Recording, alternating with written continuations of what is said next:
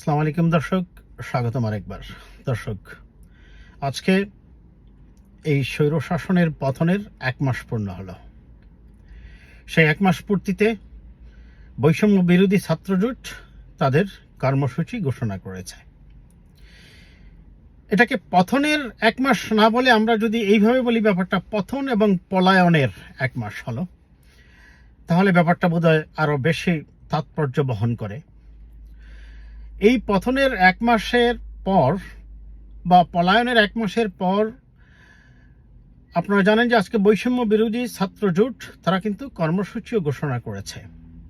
এই কর্মসূচি ঘিরে বা মানুষের প্রত্যাশাকে ঘিরে উত্তেজনাটাও বেশি, এই কারণেই যে বিগত স্বৈরাচারী সরকারের অত্যাচারের মাত্রা আসলে যত বেশি ছিল, ঠিক তেমনি তার বিপরীতে মানুষের প্রত্যাশা এবং এক্সাইটমেন্টের বিষয়টাও কিন্তু বেশি আজকে 1 মাস পরে। আর সে কারণে এই পতনে আনন্দটাও বেশি। তার কারণটা হচ্ছে গত 15-16 বছর থেকে রাষ্ট্রটাকে পুরোপুরিভাবে একটি একদলীয় শাসন ব্যবস্থার আদলে এটা সাংবিধানিকভাবে স্বীকৃতি না দিয়ে কিংবা সাংবিধানিকভাবে না বলে করলেও আদতে কিন্তু এটি পুরোপুরিভাবে ছিল এক দল বললেও সেক্ষেত্রে ভুল হবে দর্শক। সেটা আমি অনেকবার আমার অনেক ভিডিওতে ব্যাখ্যা করেছি। সেটা এক ব্যক্তির ইচ্ছায় পরিচালিত হয়েছে গত 15-16 বছর রাষ্ট্রটা। আর সে কারণেই মানুষের প্রত্যাশা এবং এক্সাইটমেন্টটাও বেশি। 1 মাস পূর্তি আসলে সাধারণত করা হয় না, করা হয় সাধারণত বর্ষপূর্তি। কিন্তু যেহেতু মানুষের প্রত্যাশা এবং মানুষের এক্সাইটমেন্টটা আছে বেশি, সে কারণে হয়তো বৈষম্য বিরোধী ছাত্রজোট আজকে 1 মাস পূর্তির উদযাপন করছে। আজ থেকে হয়তো বা 10 বছর, 15 বছর, 20 বছর পরেও এই 5 আগস্ট পালন করা হবে স্বৈরাচার মুক্ত দিবস এবং স্বৈরাচারের পলায়ন দিবস হিসাবে। তখন হয়তো বা সময়ের পরিক্রমা এই 5 আগস্টকে নিয়ে মানুষের আরও বেশি প্রত্যাশার এবং এক্সাইটমেন্টের বিষয়টা বিস্তৃত হবে। হয়তো বা অনেকে কবিতা লিখবেন, গান লিখবেন, নাটক লিখবেন, সিনেমাও হতে পারে, আরও অনেক কিছু আমরা হয়তো বা দেখতে পাবো। তবে সেটা সময়ের পরিক্রমায় যেভাবে আমরা দেখব, হয়তো বা তখন কথা বলবো।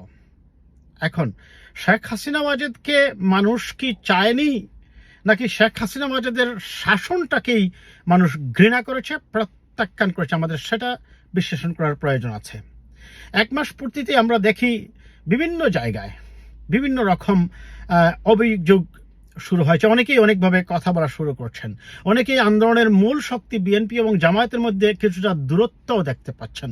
এই ক্ষেত্রে বিএনপির ক্ষেত্রে যদি আমি বলি, প্রথমে অনেক জায়গায় অভিযোগ করা হচ্ছে যে বিএনপির লোকজন নাকি চাঁদাবাজিতে সংযুক্ত হয়ে গেছেন।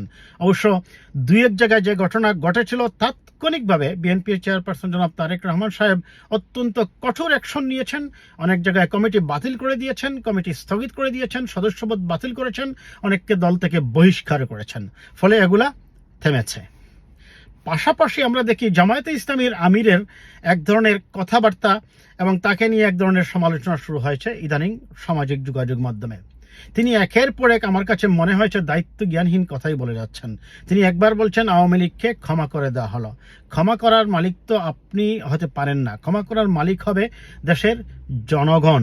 যে ভুক্তভোগী পরিবার যাদের সন্তান হারিয়েছে, তার মেয়েকে হারিয়েছে, তার পরিবারের সদস্যকে হারিয়েছে, তারা ক্ষমা করে দেবে কিনা তারাই বুঝবে। এবং সেই ক্ষেত্রে ক্ষমা করে দেওয়া বা না দেওয়ার চেয়ে বড় কথা হচ্ছে অপরাধীরা আইনের আওতায় আসবে কিনা, এটি হচ্ছে বড় আলোচনার বিষয়।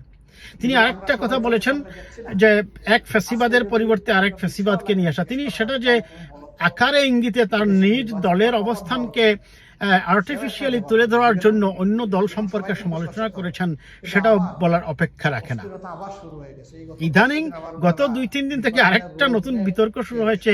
আপনারা জানেন সেই যে আয়নাগরে থাকা, তার উপর যে অত্যাচার হয়েছে আয়নাগরের কর্তৃপক্ষরা করেছেন, সেটা নিঃসন্দেহে পৃথিবীর জঘন্য এবং নিকৃষ্টতম ইতিহাসের ধারক এবং বাহকরা এই কাজটা করেছেন।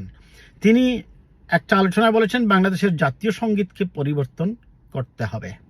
এ ধরনের আলোচনা, এ ধরনের বিতর্কিত বিষয় নিয়ে কথা বলার মতো সময় এখন এসেছে কিনা সেটা আমাদের বিবেচনা আনতে হবে। এখনও এই সরকারটা যথাযথভাবে কাজই শুরু করতে পারেনি। 4 সপ্তাহ হয়েছে মাত্র। গার্মেন্টসগুলা এখনো পুরোদমে কাজ শুরু করতে পারেনি। এখানে গার্মেন্টসে বিশৃঙ্খলা হচ্ছে। এরই মধ্যে আমরা দেখেছি আপনার আনসারদের বিদ্রোহ হয়েছে, আপনার ডাক্তাররা ধর্মঘটে গেছেন, পল্লী বিদ্যুতের লোকজন গণছুটিতে যাওয়ার কথা বলেছেন, আরও অনেকেই অনেক দাবি নিয়ে আসছেন।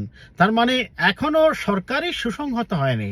সরকারের কাছে এত দাবি নিয়ে এবং এত বিতর্কিত বিষয়গুলো এখন যদি মাঠে নিয়ে আসা হয়, তাহলে যে স্পিরিট নিয়ে আপনারা আন্দোলন করেছেন এবং স্বৈরাচারকে বিদায় করেছেন, সেই স্পিরিটটা যে বাস্তবায়িত হবে, সেখানেই তো এক ধরনের ব্যারিয়ার সৃষ্টি হবে। কাজেই এই 1 মাস পূর্তিতে যেটা আমাদের প্রত্যাশা থাকবে, আন্দোলনের মূল চালিকা শক্তি বিএনপি এবং জামায়াতকে যেন আরও সতর্কতার সহিত চলে এবং তাদের পদক্ষেপগুলো যেন এমন কিছু না হয় যাতে করে এই বিভেদকে কাজে লাগিয়ে পতিত স্বৈরাচার আবারও প্রতিবিপ্লবের স্বপ্ন দেখতে পারে।